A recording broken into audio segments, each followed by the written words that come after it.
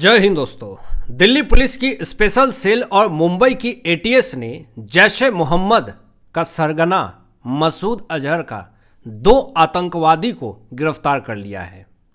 और इस 2 आतंकवादी को गिरफ्तार करने के बाद जो बड़े खुलासे हुए हैं, पाकिस्तान के अंदर तबाही आ चुकी है। जैश-ए-मोहम्मद से लेकर के लश्कर-ए-तैयबा तक के आतंकी संगठन में हड़कंप मचा हुआ है। जिस तरीके का खुलासा हुआ है, जिस तरीके की अटैक होने वाली थी दिल्ली और मुंबई के अंदर, आप उस साजिश को सुन करके शॉक्ड हो जाएंगे कि इतने बड़े अटैक करने की तैयारी थी दिल्ली और मुंबई के अंदर।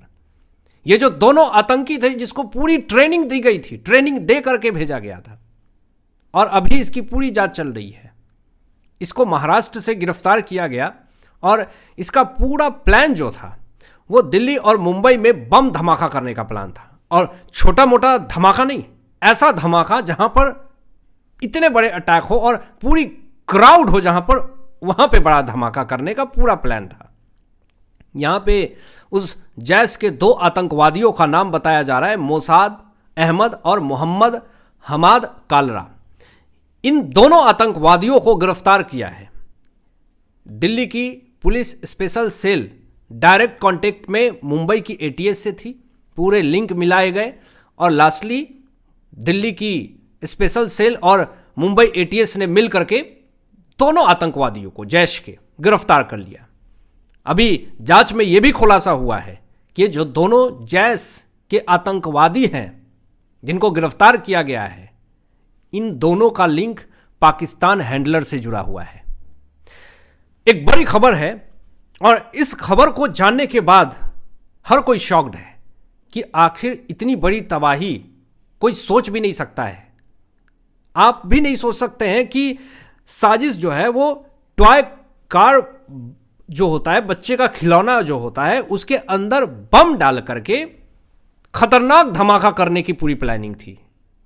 मतलब बच्चे को टॉय कार पसंद होते हैं और बच्चे हमेशा आकर्षित होते हैं खिलौनों पे, लेकिन इस जैश के आतंकवादियों की साजिश थी, जो खतरनाक प्लानिंग थी, वो ये थी कि जो भी टॉय खरीदने जाए या फिर जिनके पास टॉय कार हो, उसके अंदर बम फिट कर दो और भीड़ भाड़ के जगह पे ब्लास्ट करवा दो, बड़ा ब्लास्ट।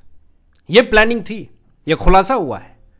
अभी एक बड़ी खबर ये भी सामने आ रही है कि जो दोनों जैश का जो आतंकवादी है उसको दिल्ली लाया गया है, और ये जो दोनों आतंकी हो, जैश-ए-मोहम्मद और आईएस इस्लामिक स्टेट से जुड़े हुए हैं, ये दोनों आतंकवादी कोर्ट में पेश करके रिमांड पर पुलिस लेगी और इसको अच्छे से खातिरदारी करके पूरा खुलासा करेगी कि और कितने आकाओं से तुम्हारे कांटेक्ट है और कितनी साजिश फैलाने की पूरी प्लानिंग थी, कितने लोग तुमसे जुड़े हुए हैं और कितने जैश के आतंकवादी मुंबई दिल्ली में छुपे हुए हैं जो बड़ा अटैक करने की कोशिश करने वाले हैं।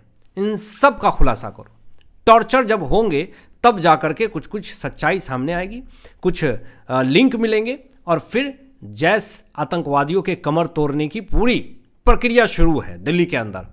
अभी एक बड़ी खबर दोस्तों सामने ये आती है कि रक्षा मंत्री राजनाथ सिंह जी ने पाकिस्तान को धमकी दी। कहा कि ऑपरेशन सिंदूर भूले तो नहीं हो, ऑपरेशन सिंदूर याद रहना चाहिए पाकिस्तानियों को। और हमेशा चेताया है कि अगर भारत की तरफ देखा भी तो अच्छा नहीं होगा। राजनाथ सिंह जी ने धमकी दी, उसके बाद पाकिस्तानियों का रिएक्शन आना तो बनता है। अब पाकिस्तान का रक्षा मंत्री ख्वाजा आसिफ फिर से गीदड़ भभकी करता है। इसके जो सुर होते हैं, ऐसा लगता है कि कोई भिखमंगा जो है वो सुर बिना लय और ताल का मिला रहा है, जिसके पास अपना बोलने का कुछ नहीं है, खाने का कुछ नहीं है। वो कह रहा है कि ख्वाजा आसिफ कि अगर भारत ने फिर से पाकिस्तान में अटैक किया तो हम कोलकाता के अंदर अटैक करेंगे। ये गीदड़ भभकी दी है। ये अटैक करने की धमकी कोलकाता के अंदर पाकिस्तानियों ने दी है। अभी ये कैसे झूठ है मैं आपको बता रहा हूं। सबसे पहले तो कोलकाता जो है वो पाकिस्तान के सीमा से काफी दूर है, मतलब रेंज से बाहर है पाकिस्तानियों के कोलकाता। तो ये सोचने से रहा, ये डराने के लिए अच्छा है, डरा दिया, एक माहौल बनाने की कोशिश करी कि देखो सिर्फ दिल्ली और मुंबई ही टारगेट पे नहीं है, कोलकाता भी टारगेट पे है। हम कोलकाता के अंदर भी अटैक कर सकते हैं, ये ख्वाजा आसिफ ने धमकी दी। लेकिन ये धमकी किस तरीके से हास्यास्पद में बदल गया ये मैं आपको आगे बताऊंगा। लेकिन बड़ी खबर दोस्तों ये आ रही है सामने कि पाकिस्तान में पेट्रोल की मार है, बहुत महंगाई बढ़ चुकी है। पहली चीज पेट्रोल नहीं है, और स्थिति यह है पाकिस्तान के अंदर कि महंगाई इतनी ज्यादा बढ़ चुकी है, महंगाई ने इतनी कमर तोड़ चुकी है कि वहां जो विद्यार्थी हैं, स्टूडेंट हैं, वो गाड़ी से जो जाते हैं स्कूल में, वो स्कूल नहीं जा रहे हैं क्योंकि पेट्रोल नहीं है। जो काम करने जाते हैं काम पे नहीं जा रहे हैं क्योंकि उनके पास पेट्रोल नहीं है। वो काम पे कैसे जाएंगे? पैदल तो नहीं जाएंगे 10 किलोमीटर 5 किलोमीटर हर रोज। तो लोग काम पे नहीं जा रहे हैं, सड़कों पे लोग निकलना बंद कर चुके हैं, सब्जी लाने के लिए पैदल जाना पड़ रहा है। ये हालात है अभी पाकिस्तान की पेट्रोल का दाम बढ़ने से। और वो पाकिस्तान धमकी दे रहा है कि भारत के अंदर अटैक करेंगे, कोलकाता के अंदर अटैक करेंगे, जिसके पास पेट्रोल नहीं है, जिसके पास खाने के लिए अभी समस्या उत्पन्न हो रही है, जो कि अर्थव्यवस्था की मार पहले से लगी हुई है, कर्ज लेकर के कर्ज चुका रहा हो। और हालिया में यूएई ने 29,000 करोड़ रुपए कर्ज जो लिया था पाकिस्तान ने वो मांगा हो, और आप कह रहे हैं कि कोलकाता के अंदर अटैक करेंगे। किस मुंह से कह रहे हैं आप?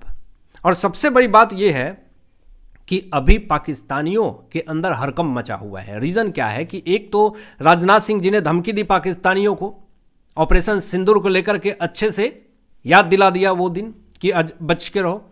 और दूसरी चीज ये कि 1-2 दिन पहले दिल्ली के अंदर मॉक ड्रिल की ट्रेनिंग दी गई है। अब कुछ लोग दावा कर रहे हैं कि एक तो हाई लेवल की मीटिंग दिल्ली के अंदर भी हुई है अजीत डोभाल साहब और नरेंद्र मोदी जी की, और दिल्ली के अंदर मॉक ड्रिल की ट्रेनिंग। आखिर ये किस तरफ इशारा दे रहा है? आखिर क्या होने वाला है? क्या फिर से जैश और लश्कर के आतंकी ठिकानों की कमर तोड़ी जाएगी? ये सवाल उठ रहे हैं। और इस बीच में नरेंद्र मोदी जी असम में थे, और असम में किस तरीके से बड़ी बात कह दी, बड़ा खुलासा कर दिया कांग्रेस पार्टी को लेकर के, जिससे कांग्रेस पार्टी पूरी तरीके से बिलबिलाई हुई है। नरेंद्र मोदी जी ने असम के अंदर रैली में यह बात कही कि कांग्रेस पाकिस्तानियों के इशारे पर नाच रही है।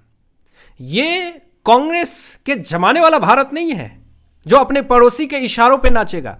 ये आज का नया भारत है जिसका अपना स्टैंड होता है। ये किसी से पूछ करके, किसी देश से पूछ करके कोई निर्णय नहीं लेता। हमारा अपना डिसीजन खुद होता है। नरेंद्र मोदी जी ने कांग्रेस पार्टी की पूरी फजीहत कर दी असम के अंदर। कुछ कांग्रेस पार्टी के नेता फेक एआई फोटो बना करके नरेंद्र मोदी जी को बदनाम करने की कोशिश कर रहे हैं। चाय पत्ती के अंदर नरेंद्र मोदी जी ने किस तरीके से महिलाओं के साथ फोटो क्लिक करवाए, तो एआई से फोटो बना करके, एआई जनरेटेड फोटो बना करके कांग्रेस पार्टी के नेता ने कह दिया कि देखिए कोई भावना नहीं है नरेंद्र मोदी जी की, ये पूरी शूटिंग की गई है।